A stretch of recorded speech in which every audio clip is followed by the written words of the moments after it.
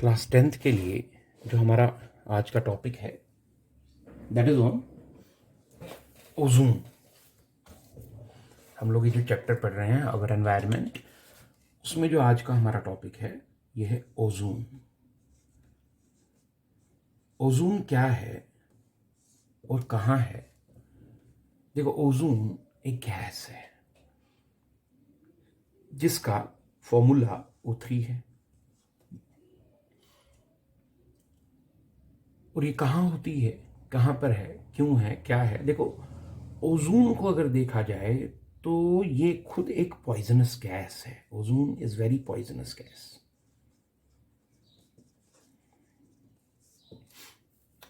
Because अगर कोई इंसान ओजोन को इनहेल कर जाए सांस के साथ तो उसके रेस्पिरेटरी सिस्टम पर इसका बड़ा बुरा असर पड़ेगा और इंसान की जान भी इसकी वजह से जा सकती है। तो ओजोन एक पॉइजनस गैस है, ठीक है।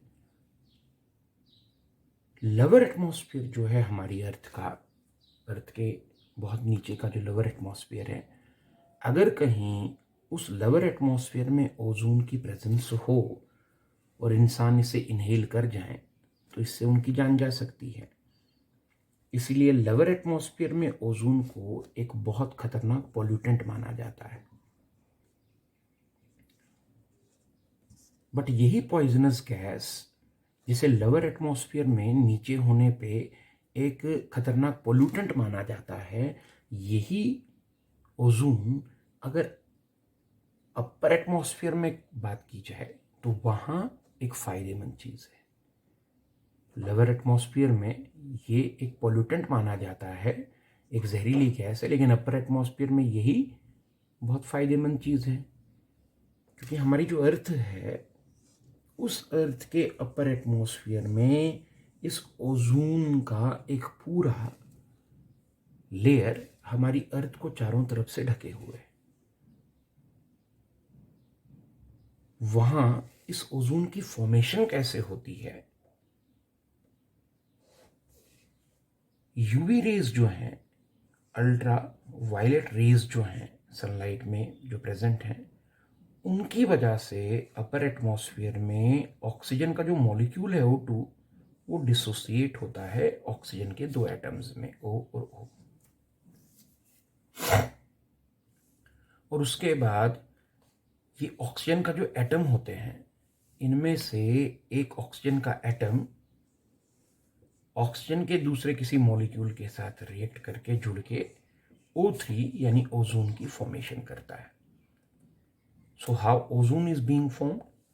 Ozone is being formed by the effect of UV rays on oxygen in upper atmosphere. पहले UV रेज ऑक्सीजन के एक मॉलिक्यूल को तोड़ेंगी जिससे दो ऑक्सीजन के एटम मिलेंगे, फिर ऑक्सीजन का एक एटम ऑक्सीजन के एक मॉलिक्यूल के साथ रिएक्ट करके ओजोन तैयार कर देगा। और यही ओजोन अर्थ के अपर एटमॉस्फेयर में एक पूरा कवर जो है तैयार करेगी। ये बड़ी फायदेमंद चीज है वहां अपर एटमॉस्फेयर में। इसका क्या फायदा होता है कि सन की सनलाइट जब अर्थ की तरफ बढ़ती है तो उसमें मौजूद ये जो यूवी रेज हैं, क्योंकि ये हमारे लिए कोई अच्छी रेज नहीं है, तो ओजोन लेयर उन यूवी रेज को वहीं पर रोक लेती है और अर्थ तक उन अल्ट्रावायलेट रेज को आने नहीं देती। तो ओजोन कहाँ है, इसका क्या फायदा है, ये कैसे बनेगी, ये हम लोग देख रहे हैं। फायदा क्या हुआ कि ओजोन सन में से जो सनलाइट हमारी अर्थ की तरफ आ रही है उसको फिल्टर कर रही है, उसमें मौजूद अल्ट्रावायलेट रेज को अर्थ तक आने नहीं दे रही है।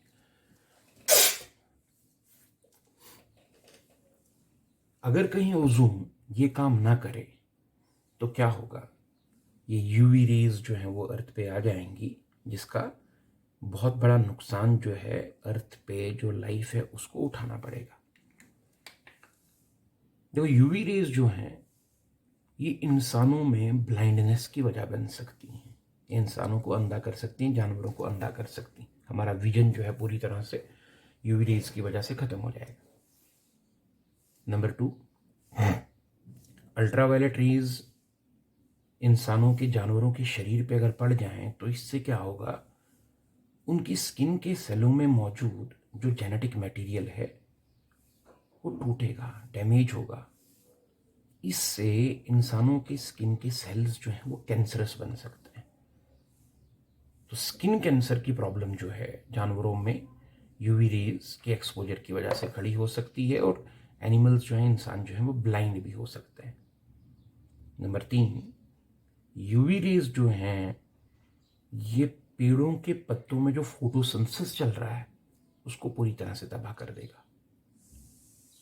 और फोटोसिंथेसिस खत्म हो गया, फोटोसिंथेसिस अफेक्ट हो गया, तो फूड और ऑक्सीजन दोनों चीजें मिलना बंद हो जाएगा।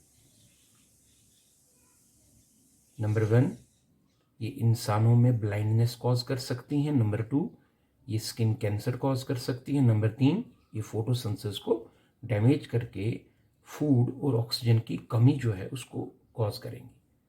इस तरह से देखा जाए तो अगर ओजोन लेयर अपना काम ना करे तो यूवी रेज अर्थ पे आएंगी, और यूवी रेज अर्थ पे आई तो लाइफ जो है वो अर्थ से खत्म हो जाएगी। लेकिन कुदरत ने इस चीज से बचाने के लिए हमारी अर्थ को ओजोन की इस लेयर से ढक रखा है, कवर कर रखा है। और ये ओजोन खुद ब खुद अपने आप को रिन्यू भी करती रह रही है, बनती जा रही है, वहां तैयार होती जा रही है, इसके बनने का प्रोसेस जारी है, और ये हमें बचा रही। हाँ, अब इंसानों की हरकतों की वजह से इस ओजोन को खतरा जो है वो पैदा हो रहा है। बिकॉज ह्यूमन एक्टिविटीज से हमारे एटमॉस्फेयर में जो CFC यानी क्लोरोफ्लोरोकार्बन्स रिलीज हो रहे हैं, वो CFC यानी क्लोरोफ्लोरोकार्बन्स क्या कर रहे हैं, वो इस ओजोन को डिप्लीट कर रहे हैं, वो इस ओजोन को नुकसान पहुंचा रहे हैं। उससे ये ओजोन लेयर जो है हमारी पतली होती जा रही। अब अगर इसी तरह से, इसी रफ्तार से क्लोरोफ्लोरोकार्बन का प्रोडक्शन जो है बढ़ता रहा, होता रहा, तो हमारी ओजोन लेयर जो है वो इन क्लोरोफ्लोरोकार्बन के इफेक्ट से पतली होती जाएगी, और एक दिन इतनी पतली हो जाएगी कि यूवी रेज अर्थ तक पहुंचना शुरू कर देंगी, और फिर उसका जो खमियाजा है, उसके जो नुकसान हैं वो हमें भुगतने पड़ेंगे। हालांकि नेचर ओजोन को रिन्यू भी कर रहा है, बट इंसानों का क्लोरोफ्लोरोकार्बन इतना ज़्यादा है कि वो फिर भी ओजोन को कम किए जा रहा है। अगर इंसान अपना CFC प्रोडक्शन, क्लोरोफ्लोरोकार्बन का प्रोडक्शन कम कर दे तो ओजोन को बचाया जा सकता है।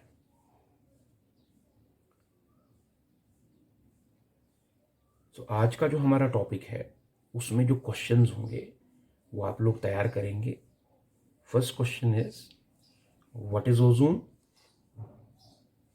And why, what is ozone and what is its importance, ozone क्या है और इसकी इंपॉर्टेंस क्या है। Number 2, how ozone layer is getting depleted, ozone layer deplete कैसे हो रही है। Number 3, what will be the effects of depletion of ozone layer, कि ओजोन लेयर डिप्लीट हो जाए तो उसका क्या इफेक्ट होगा। तो ये 3 क्वेश्चन जो है, नंबर 1 ओजोन क्या है और इसके फायदे क्या हैं, नंबर 2 ओजोन डिप्लीट कैसे हो रही है, नंबर 3 ओजोन की डिप्लीशन से क्या होगा, क्या नुकसान होंगे। ये 3 क्वेश्चन जो हैं आज अपनी कॉपी पे तैयार करेंगे, शेयर करेंगे, जैसे आपको पहले भी बताया है। और इसमें कोई चेकिंग करवानी हो, कोई चेक करवाना हो तो बताया आपको, इनकी फ़ोटोग्राफ्स उठा के मेरे WhatsApp नंबर पे आप भेज दें, तो उसमें फिर मैं करेक्शन जो है वो कर पाऊँगा।